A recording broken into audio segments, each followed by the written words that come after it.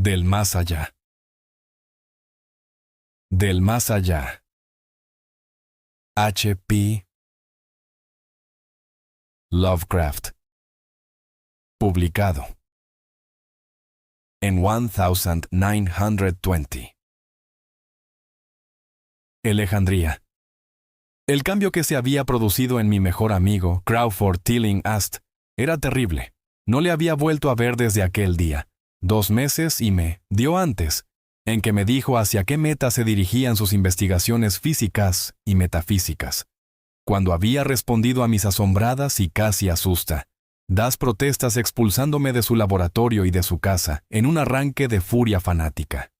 Yo sabía que ahora permanecía casi siempre encerrado en el laboratorio del ático, con esa maldita máquina eléctrica, comiendo poco y excluyendo incluso a los sirvientes. Pero no había pensado que un breve período de 10 semanas pudiera alterar y desfigurar tanto a cualquier criatura humana. No es agradable ver a un hombre robusto adelgazar de repente, y es aún peor cuando la piel holgada se vuelve amarillenta o gris, los ojos hundidos, rodeados y extrañamente brillantes, la frente veteada y ondulada, y las manos temblorosas y crispadas. Y si a esto se añade un repelente desaliño, un salvaje desorden en el vestir, una mata de pelo oscuro blanco en las raíces, y un crecimiento incontrolado de barba blanca en un rostro antes bien afeitado, el efecto acumulado es bastante chocante. Pero tal era el aspecto de Crawford Tillinghast, la noche en que su mensaje medio coherente me llevó a su puerta después de mis semanas de exilio. Tal era el espectro que temblaba al admitirme, con la vela en la mano, y que miraba furtivamente por encima del hombro, como si temiera cosas invisibles en la antigua y solitaria casa situada al fondo de la calle Benevolent. Que Crawford Tillinghast haya estudiado alguna vez ciencia y filosofía fue un error. Estas cosas deberían dejarse en manos del investigador frígido e impersonal, ya que ofrecen 2 alternativas igualmente trágicas al hombre de sentimiento y acción. La desesperación, si fracasa en su búsqueda, y terrores indecibles e inimaginables si tiene éxito. Tillinghast había sido una vez presa del fracaso, solitario y melancólico. Pero ahora sabía, con náusea, bundos temores propios, que era presa del éxito. De hecho, se lo había advertido 10 semanas antes, cuando irrumpió con su relato de lo que sentía que iba a descubrir. Entonces se había sonrojado y excitado, hablando con una voz alta y poco natural, aunque siempre pedante. ¿Qué sabemos?, dijo, del mundo y del universo que nos rodea. Nuestros medios para recibir impresiones son absurdamente escasos, y nuestras nociones de los objetos circundantes infinitamente reducidas. Vemos las cosas solo como estamos construidos para verlas, y no podemos hacernos una idea de su naturaleza absoluta. Con 5 débiles sentidos, pretendemos comprender el ilimitadamente complejo cosmos, y sin embargo otros seres con una gama de sentidos más amplia, más fuerte o diferente, no solo podrían ver de manera muy diferente las cosas que vemos, sino que podrían ver y estudiar mundos enteros de materia, energía y vida que se encuentran cerca, pero que nunca pueden ser detectados con los sentidos que tenemos. Siempre he creído que esos mundos extraños e inaccesibles existen a nuestros pies. Y ahora creo que han encontrado la manera de romper las barreras. No estoy bromeando.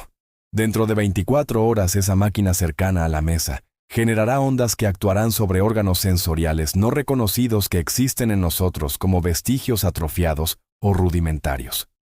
Esas ondas nos abrirán muchas vistas desconocidas para el hombre y varias desconocidas para todo lo que consideramos vida orgánica. Veremos aquello por lo que los perros aúllan en la oscuridad, y aquello por lo que los gatos aguzan el oído después de medianoche. Veremos estas cosas y otras que ninguna criatura que respire ha visto todavía. Saltaremos el tiempo, el espacio y las dimensiones, y sin movimiento corporal nos asomaremos al fondo de la creación. Cuando Tillinghast dijo estas cosas, yo protesté, pues lo conocía lo bastante bien como para asustarme más que divertirme. Pero era un fanático, y me echó de la casa. Ahora no era menos fanático, pero su deseo de hablar había vencido su resentimiento, y me había escrito imperativamente con una mano que apenas podía reconocer. Al entrar en la morada del amigo tan súbitamente metamorfoseado en gárgola temblorosa, me contagió el terror que parecía acechar en todas las sombras. Las palabras y las creencias expresadas 10 semanas antes parecían tener cuerpo en la oscuridad más allá del pequeño círculo de luz de las velas, y me enfermé al escuchar la voz hueca y alterada de mi anfitrión. Deseé que los sirvientes estuvieran cerca, y no me gustó que dijera que todos se habían ido 3 días antes. Me pareció extraño que el viejo Gregory, por lo menos, abandonara a su amo sin decir: «Celo a un amigo tan probado como yo». Fue él quien me había dado toda la información que tenía de Tillinghast, después de haber sido repelido con furia. Sin embargo, pronto subordiné todos mis temores a mi creciente curiosidad y fascinación. Solo podía adivinar lo que Crawford Tillinghast deseaba de mí, pero no podía dudar de que tenía algún estupendo secreto o descubrimiento que impartir. Antes había protestado por sus antinaturales incursiones en lo impensable. Ahora que evidentemente había tenido cierto éxito, casi compartía su espíritu, por terrible que pareciera el costo de la victoria. A través del oscuro vacío de la casa, seguí la vela oscilante en la mano de esta parodia de hombre tembloroso. La electricidad parecía estar apagada, y cuando le pregunté a mi guía, me dijo que era por una razón concreta. «Sería demasiado. No me atrevería», siguió murmurando. Me fijé especialmente en su nueva costumbre de murmurar, pues no era propio de él hablar consigo mismo. Entramos en el laboratorio del ático, y observé aquella detestable máquina eléctrica que brillaba con una enfermiza y siniestra luminosidad violeta. Estaba conectada a una potente batería química, pero parecía no recibir corriente, pues recordé que en su fase experimental había chisporroteado y ronroneado cuando estaba en acción. En respuesta a mi pregunta, Tillinghast murmuró que aquel resplandor permanente no era eléctrico en ningún sentido que yo pudiera entender. Ahora me sentó cerca de la máquina, de modo que quedara a mi derecha, y accionó un interruptor situado en algún lugar debajo del grupo de bombillas de cristal que coronaba la máquina. Comenzó el habitual chisporroteo, que se convirtió en un gemido, y terminó en un zumbido tan suave que girió la vuelta al silencio. Mientras tanto, la luminosidad aumentaba, disminuía de nuevo, y luego asumía un color pálido, autré, o una mezcla de colores que no podía ubicar ni describir. Tillinghast me había estado observando y notó mi expresión de desconcierto. «¿Sabes qué es eso?», Zrenia susurró. «Es ultravioleta». Se rió extrañamente ante mi sorpresa. «Pensabas que el ultravioleta era invisible, y así es. Pero ahora puedes ver eso y muchas otras cosas invisibles. Escúchame. Las ondas de esa cosa están despertando 1000 sentidos dormidos en nosotros, sentidos que heredamos de eones de evolución desde el estado de electrones separados hasta el estado de humanidad orgánica. He visto la verdad y tengo la intención de mostrársela. ¿Os preguntáis qué os parecerá? Te lo diré». Aquí Tillinghast se sentó directamente frente a mí, apagando su vela y mirándome horriblemente a los ojos. «Tus órganos sensoriales existentes, los oídos primero, creo, captarán muchas de las impresiones, pues están estrechamente relacionados con los órganos dormidos. Luego habrá otros. ¿Has oído hablar de la glándula pineal? Me río del endocrinólogo superficial, compañero de dúo y de parvenú del freudiano. Esa glándula es el gran órgano sensorial de los órganos, lo he descubierto. En el fondo es como la vista, y transmite imágenes visuales al cerebro. Si usted es normal, esa es la forma en que debe obtener la mayor parte.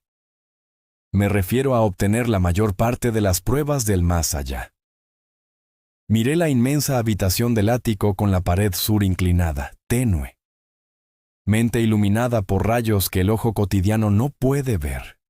Los rincones más lejanos eran todos sombras, y todo el lugar adquiría una brumosa irrealidad que oscurecía su naturaleza e invitaba a la imaginación al simbolismo y al fantasma. Durante el intervalo en que Tillinghast permaneció en silencio, me imaginé en un vasto e increíble templo de dioses muertos hace mucho tiempo. Un vago edificio de innumerables columnas de piedra negra que se elevaban desde un suelo de losas húmedas hasta una nublada altura más allá del alcance de mi visión. La imagen fue muy vívida durante un tiempo, pero gradualmente dio paso a una concepción más horrible. La de una soledad total y absoluta en un espacio infinito, sin vista y sin sonido. Parecía haber un vacío y nada más, y sentí un miedo infantil que me impulsó a sacar del bolsillo de la cadera el revólver que llevaba al anochecer desde la noche en que fui asaltado en East Providence. Entonces, desde las regiones más lejanas de la lejanía, el sonido se deslizó suavemente hacia la existencia. Era infinitamente tenue, sutilmente vibrante e inconfundiblemente musical, pero poseía una cualidad de superación que hacía que su impacto se sintiera como una delicada tortura de todo mi cuerpo. Sentí sensaciones como las que se experimentan cuando se raya accidentalmente un vidrio molido. Sí, simultáneamente, se produjo algo parecido a una corriente de aire frío, que aparentemente pasó por delante de mí desde la dirección del sonido lejano. Mientras esperaba sin aliento, percibí que tanto el sonido como el viento aumentaban. El efecto fue que me dio una extraña idea de que estaba atado a un par de rieles, en el camino de una gigantesca locomotora que se acercaba. Comencé a hablar con Tillinghast, y al hacerlo todas las impresiones inusuales se desvanecieron abruptamente. Solo vi al hombre, a las máquinas que brillaban y al tenue apartamento. Tillinghast sonreía repulsivamente ante el revólver que yo había sacado casi inconscientemente, pero por su expresión estaba seguro de que había visto y oído tanto como yo, si no mucho más. Le susurré lo que había experimentado y me pidió que permaneciera lo más callado y receptivo posible. «No te muevas», me advirtió, «porque en estos rayos podemos ser vistos además de ver. Te dije que los sirvientes se fueron, pero no te dije cómo. Fue esa ama de llaves tan espabilada la que encendió las luces de la planta baja después de que yo le advirtiera que no lo hiciera, y los cables captaron vibraciones simpáticas. Debió de ser espantoso. Pude oír los gritos aquí arriba a pesar de todo lo que veía y oía desde otra dirección. Y más tarde fue bastante horrible encontrar esos montones de ropa vacía por toda la casa. La ropa de la señora Updike estaba cerca del interruptor del vestíbulo, por eso sé que lo hizo. Se las llevó todas. Pero mientras no nos movamos, estamos bastante seguros. Recuerda que estamos tratando con un mundo horrible en el que estamos prácticamente indefensos. No te muevas. La conmoción combinada de la revelación y de la abrupta orden me produjo una especie de parálisis, y en mi terror, mi mente volvió a abrirse a las impresiones procedentes de lo que Tillinghast llamaba el más allá. Ahora me encontraba en un vórtice de sonido y movimiento, con imágenes confusas ante mis ojos. Veía los contornos borrosos de la habitación, pero desde algún punto del espacio parecía brotar una columna hirviente de formas o nubes irreconocibles, que penetraban en el sólido techo en un punto delante y a la derecha de mí. Luego volví a vislumbrar el efecto del templo, pero esta vez los pilares llegaban hasta un océano aéreo de luz, que enviaba un rayo cegador a lo largo de la trayectoria de la columna nubosa que había visto antes. Después de eso, la escena fue casi totalmente caleidoscópica, y en el revoltijo de imágenes, sonidos e impresiones sensoriales no identificadas, sentí que estaba a punto de disolverse o de perder de algún modo la forma sólida. Siempre recordaré un destello concreto. Me pareció contemplar, por un instante una porción de extraño cielo nocturno lleno de esferas brillantes y giratorias. Y al retroceder, vi que los soles brillantes formaban una constelación o galaxia de forma establecida. Esta forma era el rostro distorsionado de Crawford Tillinghast. En otro momento sentí que las enormes cosas animadas me rozaban y que de vez en cuando caminaban o se desplazaban a través de mi cuerpo supuestamente sólido.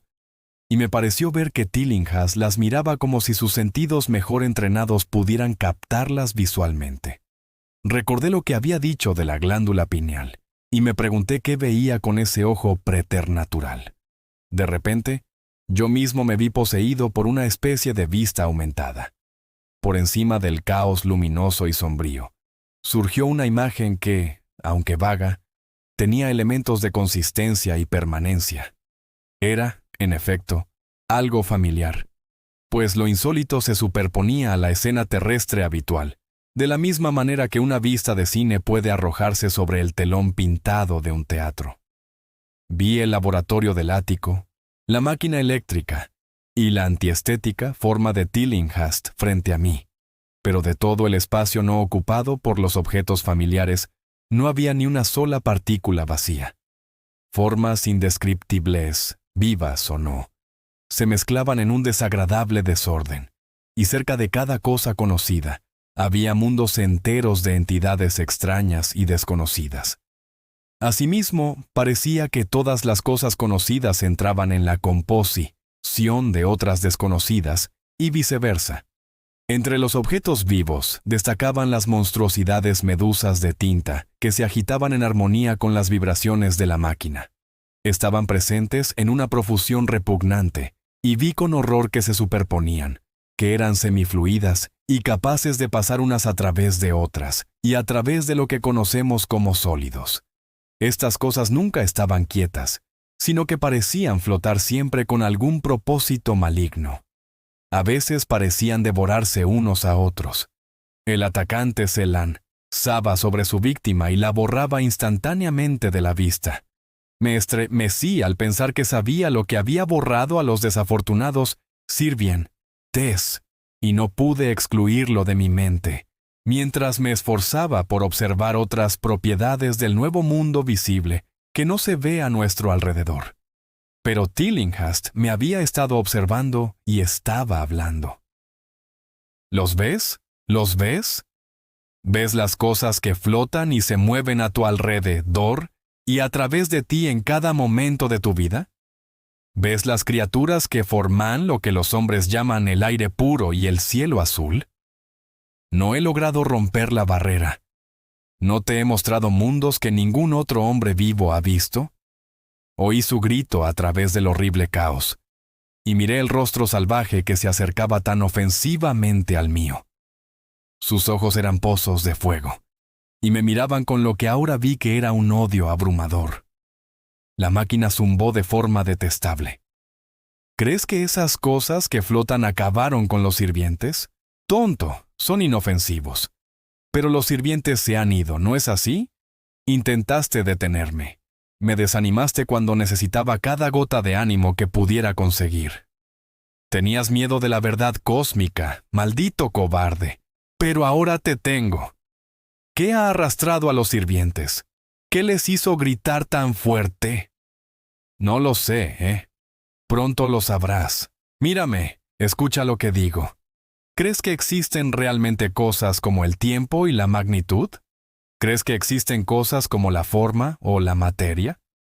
Te digo que he llegado a profundidades que tu pequeño cerebro no puede imaginar. He visto más allá de los límites del infinito y he sacado demonios de las estrellas. He aprovechado las sombras que van de un mundo a otro para sembrar la muerte y la locura. El espacio me pertenece, ¿me oyes? Las cosas me persiguen ahora, las cosas que devoran y disuelven, pero sé cómo eludirlas. Es a ti a quien atraparán, como atraparon a los sirvientes. ¿Se mueve, querido señor? Te dije que era peligroso moverte. Te he salvado hasta ahora diciéndote que te quedes quieto.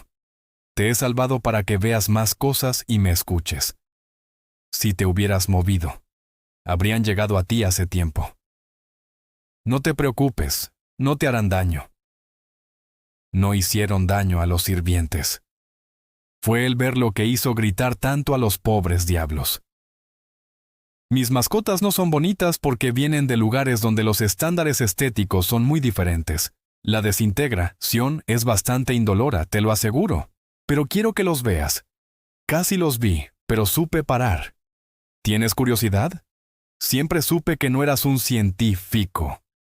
Temblando, ¿eh? Temblando de ansiedad por ver las últimas cosas que he descubierto. ¿Por qué no te mueves, entonces? ¿Cansado? Bueno, no te preocupes, amigo mío, porque ya vienen. Mira, mira, maldita sea, mira. Es justo por encima de tu hombro izquierdo. Lo que queda por contar es muy breve, y puede que os resulte familiar por los relatos de los periódicos. La policía oyó un disparo en la vieja casa de los Tillinghast, y nos encontró allí, los Tillinghast muertos y yo inconsciente. Me arrestaron porque tenía el revólver en la mano, pero me liberaron a las 3 horas, después de comprobar que era la apoplejía lo que había acabado con Tillinghast, y de ver que mi disparo había sido dirigido a la Maki. Nanosiva que ahora yacía irremediablemente destrozada en el suelo del laboratorio. No conté mucho de lo que había visto, pues temía que el forense se mostrara escéptico. Pero por el esquema evasivo que di, el médico me dijo que sin duda había sido hipnotizado por el loco vengativo y homicida. Me gustaría poder creer a ese médico. Ayudaría a mis nervios temblorosos si pudiera descartar lo que ahora tengo que pensar del aire y el cielo sobre y alrededor de mí. Nunca me siento solo ni cómodo. Y una horrible sensación de persecución me invade a veces de forma escalofriante cuando estoy cansado. Lo que me impide creer al doctor es un simple hecho, que la policía nunca encontró los cuerpos de los sirvientes que, según dicen, asesinó Crawford Tillinghast. Gracias por quedarte hasta el final de este audiolibro de esta manera. Tú estás apoyando y fomentando el hábito de la lectura en este formato de audiolibro. Saludos desde su canal. Crímenes del alma, no olviden suscribirse. Gracias.